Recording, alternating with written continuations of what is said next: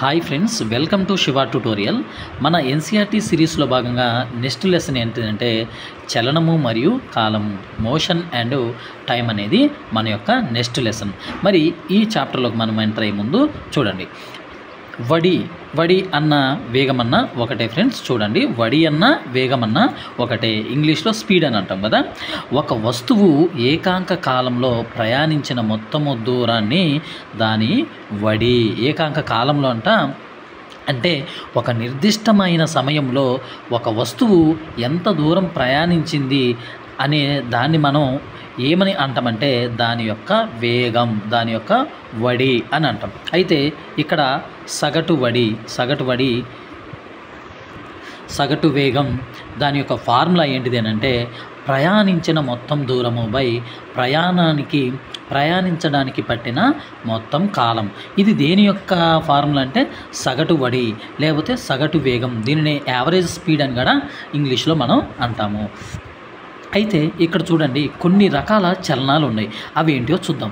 సరళ రేఖ వెంబడి చలిస్తున్న వస్తువు వడి మారుతూ ఉన్నట్లయితే ఆ చలనాన్ని మనం అసమచలనం అని అంటాం. మీకు ఎగ్జాంపుల్గా చెప్పాలి అని అంటే, ఒక సరళ రేఖ ఉంది, అంటే ఈ విధంగా రూట్ అనేది ఉంది, స్ట్రైట్గా ఉంది. ఆ రూట్లో ఒక పెద్ద హైవే అనుకోండి. ఈ హైవేలో మీరు ఒక కారుతో లేకపోతే బైక్తో ట్రావెల్ చేస్తూ ఉన్నారు. మీరు మొదటి గంట అంటే ప్రయాణం స్టార్ట్ అయిన కాడి నుంచి మొదటి గంట 50 km/h వేగంతో వెళ్తున్నారు.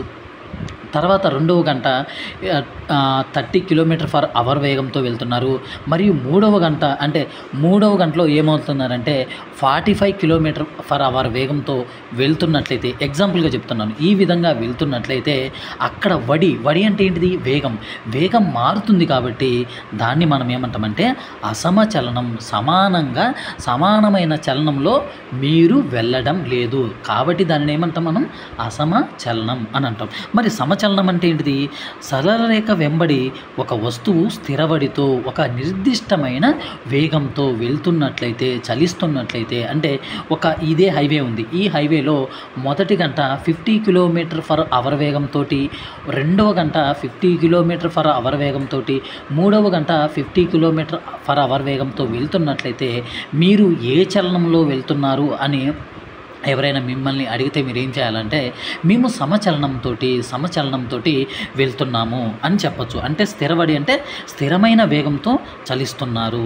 ఈ సందర్భంలో సగటు వడి, వాస్తవ వడి, అంటే సగటు వడి మరియు వాస్తవ వడి అనేవి ఏ సందర్భంలో? సమచలన సందర్భంలో ఈ రెండు కూడా ఒకేలాగా ఉంటాయి. ఓకేనా?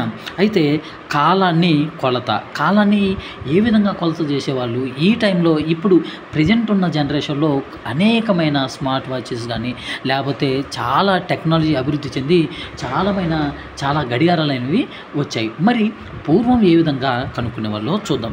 కేవలం నీడలు చూసి మన పెద్దలు కాలాన్ని సుమారుగా చెప్పేవాళ్ళంట.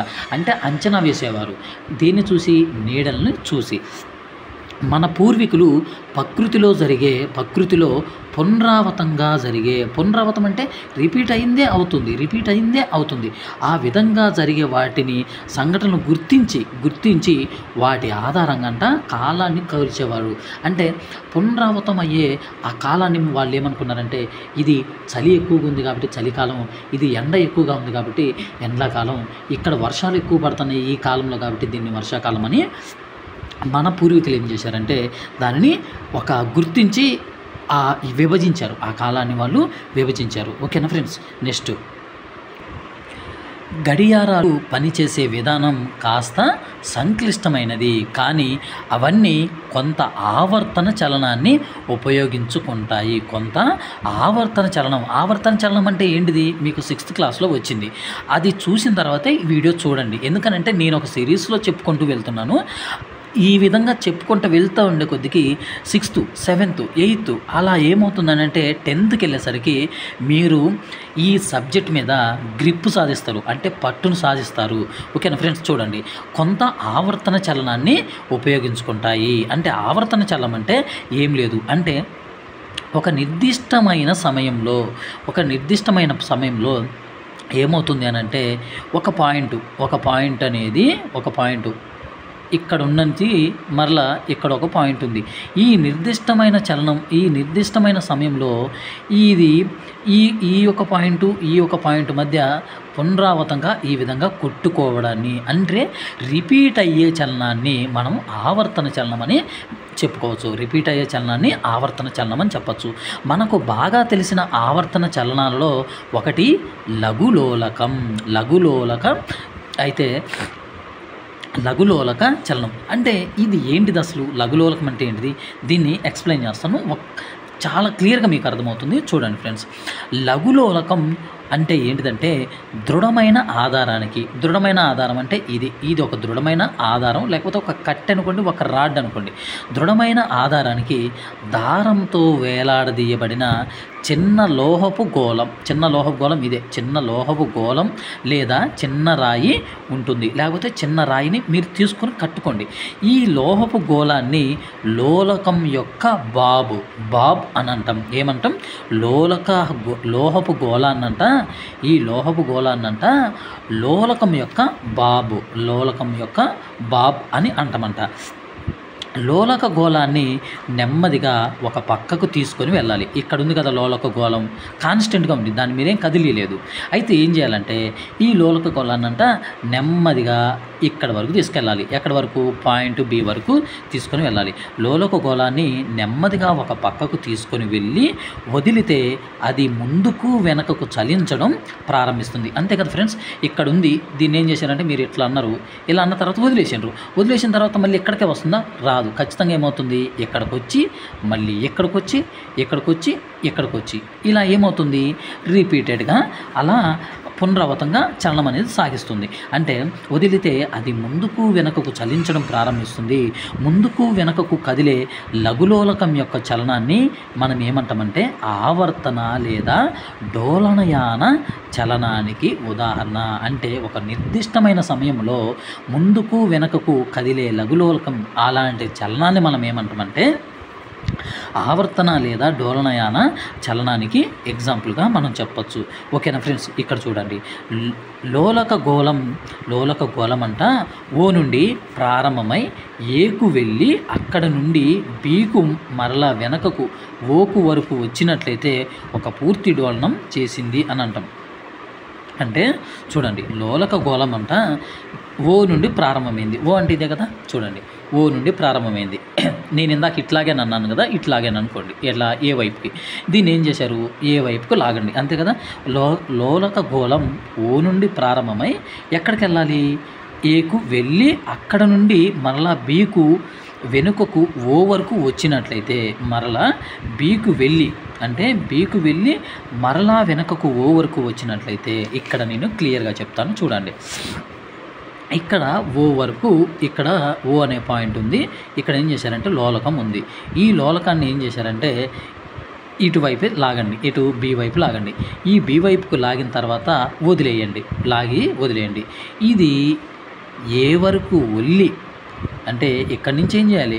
ఇక్కడ వరకు వెళ్ళి మళ్ళా ఓని దాటి క్రాస్ చేసి మళ్ళా బీకు వెళ్ళి మరలా ఓకు వస్తే అంట ఒక పూర్తి డోలనం చేసింది అని అంటాం. అర్థమైందా ఫ్రెండ్స్? చెప్తాను చూడండి. ఇక్కడ ఓ అనే పాయింట్ ఉంది. ఇక్కడ నుంచి బీకు తీసుకెళ్ళారు. బి దగ్గర మీరు ఏం చేశారు? జస్ట్ అలా వదిలేయగానే ఏమైందనంటే అది ఇక్కడ వరకు వెళ్ళింది. ఏ అనే పాయింట్ వరకు వెళ్ళింది. ఏ అనే పాయింట్ నుంచి మరలా ఏమైంది? ఓకి వచ్చి మళ్ళీ బీకి వెళ్తుంది కదా. అంటే ఇలా వెళ్ళి మళ్ళీ ఇలా వచ్చి మరలా ఓ వరకు వస్తే ఎక్కడైతే ప్రారంభమైందో అక్కడ ఎండ్ అయితే అప్పుడు ఏమవుతుందంటే ఇది ఒక పూర్తి డోలనం చేసింది అని అనొచ్చు. ఓకేనా? అర్థమైంది కదా. అర్థం కాకపోతే చెప్పండి, మరలా ఇంకోసారి ఎక్స్ప్లెయిన్ చేస్తాను మీకోసం. ఓకేనా? ఇక్కడ లోలకం ఒక పూర్తి డోలనం పూర్తి చేయడానికి ఒక డోలనం పూర్తి చేయడానికి పట్టిన కాలాన్ని డోలనావర్తన కాలం అని అంటాం. అంటే ఓ నుంచి ప్రారంభమై బీకి వెళ్ళి, అంటే ఓ నుంచి మనం లాగుతున్నాం కదా. చూడండి, ఓ నుంచి బీకి లాగి మరలా వదిలితే అది ఇలా వచ్చి మళ్ళీ ఓ దగ్గర ఆగుతుంది కదా. ఇక్కడ ఎంత టైం పట్టేది అనే దానిని డోలనావర్తన కాలం, డోలనావర్తన కాలం అని మనం చెప్పుకోవచ్చు. ఓకేనా.